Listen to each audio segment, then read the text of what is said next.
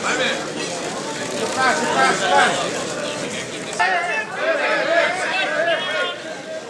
the Provodnikov fight, what little you can remember, you say to yourself, wow, is this really worth it? It was worth it. I needed to fight like that. I mean, it's fight of the year, gonna be in history. I needed to fight like that. To gain respect for the fans. What is the biggest difference getting ready for this fight compared to the first fight? Oh, I know what to expect. I know, man. I've been in there just like riding a bike for the first time. The second time to ride it's a little bit easier. I know, man. I've been in there for the first time. I know he's going to come with a different strategy, a different game plan. Freddie Roach, he's still trying to figure me out. They think that they found the key, but I can make adjustments in the fight. I can make adjustments. I know what I have to do.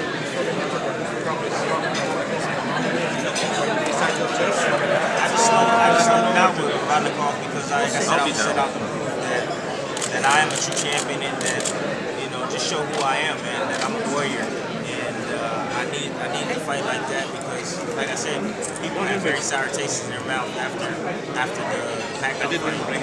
And I need to showcase something different. You're doing okay or you're winning the fight and they're really not. You know what I mean? Joel's real, he's firm, he's aggressive with you. He knows how to motivate his fighters. Where I was hurt or, the first Pacman fight, he kept me alive in there. My whole corner did, man. But Joel was telling me, ignore the pain, ignore the pain. Forget about the pain. You're in a fight right now. We're going to win this fight. So he's all positive and all positive vibes, man. And, most trainers tell the fighters what to do. Joel does that, but, he also wants to hear from me. And most trainers don't give their fighter an opportunity to tell them what's going on. So, after the first round at the Marquez fight, Joel says, tell me, baby, what do you see? And I say, he's solid. And he understands that what I mean. He understands because we speak in, these terms when we're training. So he's solid, meaning hey, he's a tough cookie. He's very solid in every aspect. So then he gives me advice on what to do. So then I come back to the corner, the second time, and he says, well, hey, this is what you need to do. He's solid, but you drop feints on him. Make him open up. So he guides me, but he wants my feedback as well. He can see from the outside, but I'm in the ring fighting.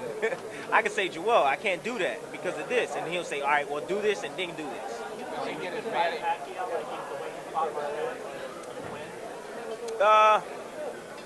Outboxing him? Yeah, I think I can outbox him. Yeah, I do think I can outbox him. Yeah, absolutely.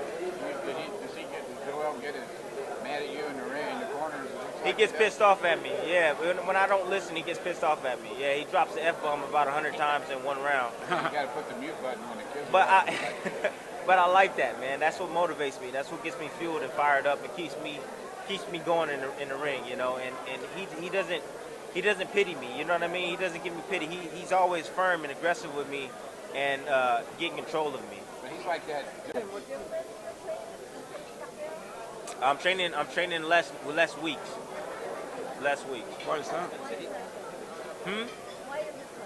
that? The first time around, I think I may possibly overtrained a little bit. I trained for 3 months. The first time around, I was about 12 weeks, and I'm starting to figure out where I starting to peak now. And I started to peak around 8 weeks. Going into that 9th week, I'm good. So for the Marquez fight, I trained 10 weeks for that fight, and probably by the 8th week, I was already starting to peak.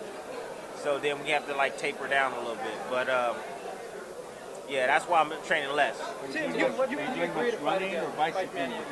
Go ahead, one at a time. Are you doing much running or bicycling?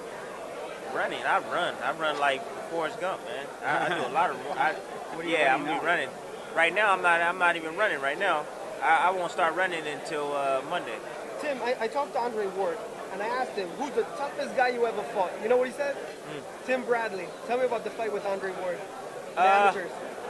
Vaguely remember it. I remember being all out action. I remember chasing him down and Andre moving on angles and and pop shotting at times. But we had a tough fight. It was just back and forth. I think he won 2-1, meaning 2 judges felt he won, 1 judge felt I won. But it was all out action, man. He was just tall and rangier, and he was like using his reach, you know, against me. But I was always there, always on him, always on him, always on him. And I'm always determined, man. And that's what wins me most of my fights, man. I'm determined. Would you ever move up to 160?